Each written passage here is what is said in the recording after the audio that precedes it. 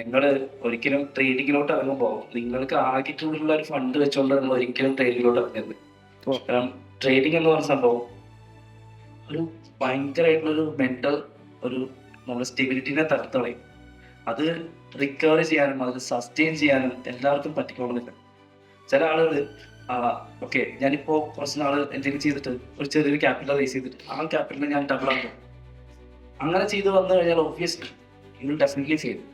അപ്പം ഡയറക്റ്റായിട്ട് നിങ്ങൾ എപ്പോഴും നിങ്ങൾ ട്രെയിനിങ്ങിലോട്ട് വരുന്നതിന് മുമ്പ് ഇവിടെ വെല്ലോണായിട്ട് എല്ലാവരും പറയുന്നത് തന്നെയാണ്, ഒരു ചെറിയൊരു എമൗണ്ട് നിങ്ങൾക്ക് സ്പെയർ ചെയ്യാൻ പറ്റുമെങ്കിൽ മാത്രം നിങ്ങൾ ട്രെയിനിങ്ങിലോട്ട് വരിക.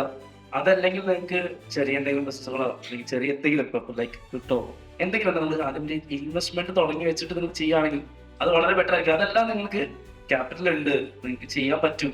നിങ്ങൾക്കിപ്പോൾ ഈ ഒരു എമൗണ്ട് എൻ്റെ കയ്യിൽ പോയാലും എനിക്ക് എൻ്റെ ഡേ ടു ഡേ ലൈഫിനെയും എൻ്റെ ഫാമിലിനെയും ബാധിക്കത്തില്ല എന്നുള്ളൊരു വിശ്വാസം നിങ്ങൾക്ക് ഉണ്ടെങ്കിൽ നിങ്ങൾക്ക് ട്രേഡിംഗ് സ്റ്റാർട്ട് ചെയ്യാം.